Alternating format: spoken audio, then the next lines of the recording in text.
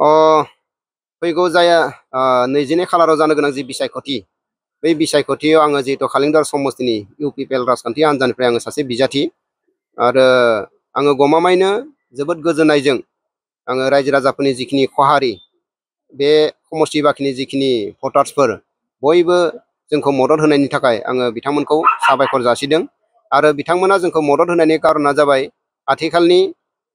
जोंनि इउपिपिएल राजखान्थि हान्जानि मानगोनां आफादगिरि बिटिआरनि चिफ मानगोनां प्रमद बर' बिथांनि दैदेननाय जि राजखान्थि हान्जा अदेबानि जि सरकार बिनि निति आदर्श नैबे ओनसोलनि जि सुख सान्तिनि थाखाय जौगानायनि थाखाय जिखिनि खामानि दामानि मावदों बेखौ नुनानै रायजो राजाफ्रा बयबो लोब लोब जोंनि राजखान्थि हान्जाखौ अदेबानि इउपिपिएलखौ जोबोद मोजां मोननानै बिथांमोना बाहागो लाफैदों फैदों दिनैबो आंनि न'आव गोबां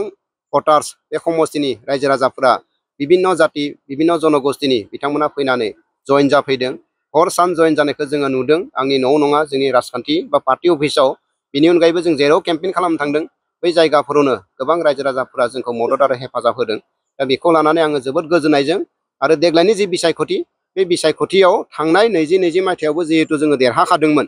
खालिंदार समस्तिया जिहेतु इउपिपिएलनि आखायावनो दङमोन गतिके देग्लायबो जोंनि बे आखायावनो थागोन आरो गोबांथार बांसिन भट मोननानै जोङो खालिंदार समस्तिखौ देरहागोन होनना आंहा फोथायनाय दं। आं नुनो मोनदों जिहेतु नोंथांनि न'आवबो सानफ्रोमबो जयनिं जागासिनो दङ बेनि इसाराया मा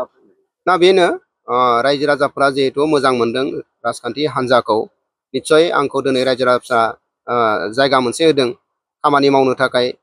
गतिके आङो बिथांमोनखौ साबायखर जासिदों आरो बेयाव आंखौ होननानै नङा पलिटिकेलि जोंनि जि इउपिपिएल राजखान्थि हान्जा मानगोनां जोंनि हान्जानि आफादगिरि बिटिआरनि चिफ प्रमद बर' बिथां लोगोसे केन्द्रीय कमिटि जोंनि जिल्ला कमिटिनि आरो जोंनि समस्ति बाखिनि दैदेनगिरि बिथांमोननि निति आदर्श बिथांमोननि खामानि दामानि मावनायखौ मोजां मोननानै रायजो राजाफ्रा फैदों आरो पार्टी अफिसाव फैयो आंनि न'आवबो फैयो गुबुन गुबुन दैदेनगिरि बिथांमोननोबो थांनानै लोब लोब जइन जानाय नुदों आरो जोंनि जेरैखि जाया पार्टी आरो जोंनि बिजाथि बेखौ देरहासार खालामनो थाखाय रायजो राजाफ्रा मदद आरो सहाय खालामदों। गुबुन गुबुन दोलो राजखान्थि हान्जानिफ्राय जिहेतु माखासेया बे समावहाय सोलाय सोल' जायो बेबायदिनो राजखान्थि हान्जानिफ्राय फैनायनि लामायाव दंफैयो ना गमामायैनो जिखिनि जयनिं जादों बे साधारन भटार्सल' नङा गुबुन गुबुन सिगाङाव राजनिति दलाव थानाय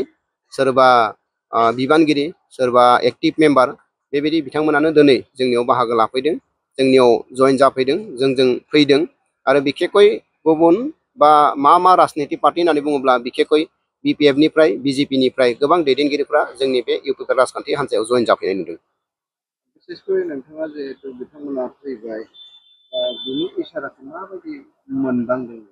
ना बेनो बिथांमोना आं दहाय बुंनाय बायदि जे बिथांमोना इउपिपिएल राजखान्थि हान्जानि निति आदर्शखौ मोजां मोनदों आरो जाबायदि लोब लोब फैदों गमामायैनो बिथांमोना जोंनि जानानैनो खामानि मावगोन मानोना जोङो बिथांमोनखौ जोंनियाव फैनानै प्रलबन होनानै जोङो बेबायदि रावजोंबो रायलायाखै नाथाय बिथांमोना गावबा गावनो जोंनि निति आदर्शखौ मोजां मोननानै आरो बिखेखै आङो दिनै बुंनानै लागोन खालिंदार समस्तियाव जिहेतु सिगां समनिफ्रायनो आङो रायजो राजानि थाखाय खामानि मावदोंमोन आरो बेखौनो नोजोर बोनानै हयथ' रायजो राजाफ्रा दिनै फिन आंखौ सुबिदा मोनसे होनो नागिरदों आङो बेनि थाखाय रायजो राजा भटार्स बिथांमोनखौ साबायखर जासिदों आरो जेसेबां गुबुन गुबुन राजनिति दोलोआनो जा बा माहारियारि आफादफोरनि बारग'नाय दैदेनगिरि बिथांमोना फैनानै बाहागो लाफैदों आंखौ मदद होफैदों आङो बिनि थाखाय बिथांमोनखौ साबायखर जासिदों आरो जोङो आरामनो बे समस्तिनिफ्राय देरहासार जानो हागोन।